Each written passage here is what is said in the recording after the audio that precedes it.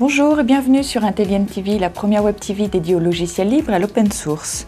Au sommaire de ce JT, la deuxième partie de notre dossier sur l'utilisation des logiciels libres en entreprise, cette fois axée sur les applications serveurs, le coin des développeurs, l'agenda du libre. Les logiciels libres se sont rapidement illustrés dans les entreprises dans le domaine des serveurs. Les hébergeurs et fournisseurs d'accès ont été les plus gros utilisateurs de ces solutions, notamment pour les messageries et pour l'hébergement de sites internet. L'évolution et la fiabilité de ces logiciels leur a permis de s'implanter dans les entreprises. Il est désormais possible d'utiliser des logiciels libres pour prendre en charge les services de partage de fichiers, d'annuaires, de messagerie de fax et de messagerie instantanée et de téléphonie. Un serveur de fichiers permet de centraliser les documents d'une entreprise sur une même machine et d'accéder aux fichiers sur tous les postes des utilisateurs. Le logiciel phare dans ce domaine est Samba. Il a été créé en 1992 afin de servir d'alternative aux serveurs de fichiers de Microsoft. Il s'intègre parfaitement dans un système composé de postes Windows, Linux ou macOS. Il permet de gérer finement la sécurité des données via les autorisations liées aux utilisateurs. Installé sur un serveur Linux, le serveur de fichiers Samba est rapide à mettre en œuvre et répond à toutes les attentes de fiabilité et de rapidité.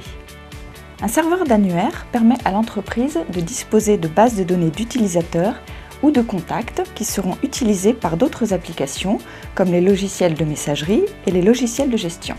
Le serveur d'annuaire le plus répandu est aujourd'hui le logiciel libre OpenLDAP. Un serveur de messagerie traite les emails entrants et sortants de l'entreprise. Il permet également de gérer efficacement les courriers indésirables et l'archivage des emails. Les logiciels libres Postfix et FetchMail sont depuis plus de 10 ans des références incontournables pour les entreprises. Associés à des serveurs collaboratifs comme Zimbra, vous obtenez une excellente solution email qui propose une interface web moderne et des outils de synchronisation vers les plateformes mobiles. Moins connus mais tout aussi incontournables pour les entreprises, les serveurs de fax permettent de recevoir des fax transformés en format PDF par email ou directement sur un serveur de fichiers. Les fax ne sont donc plus imprimés.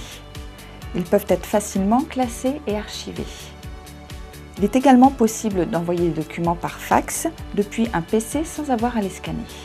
Le logiciel libre IlaFax, installé sur un serveur, se charge de leur émission et de leur réception numérique. Vous désirez disposer d'une messagerie instantanée de type Windows Messenger dans votre entreprise?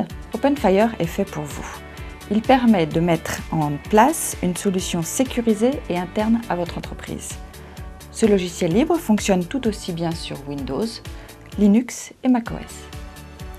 Avec la révolution de la téléphonie sur IP, un logiciel est devenu leader. Il s'agit de Asterisk. Il est utilisé par les opérateurs téléphoniques et par les entreprises. Il s'agit encore une fois d'un logiciel libre. Il gère tous les aspects de la téléphonie d'entreprise. C'est un véritable standard multi-usage. Il permet entre autres de gérer les conférences, les répondeurs intelligents et l'envoi de messages du répondeur par email. Dans notre prochain JT, nous aborderons en détail d'autres exemples concrets de logiciels libres utilisables en entreprise. Passons au coin des développeurs. Ce mois-ci, nous avons sélectionné un projet que nous vous invitons à découvrir. Il s'agit de Mono, la version open source de la plateforme .NET de Microsoft. La plateforme applicative .NET n'est plus réservée au monde Windows. Mono permet de la faire fonctionner sur Linux et macOS. Passons maintenant à l'agenda du libre. Drupal renouvelle son événement Drupagora le vendredi 9 novembre 2012 à la Maison des Associations à Paris, dédié aux chefs de projet et aux directeurs informatiques. Pour cette édition, les thèmes principaux abordés seront ergonomie, expérience utilisateur et multidevise, Drupal de A à Z, retour d'expérience.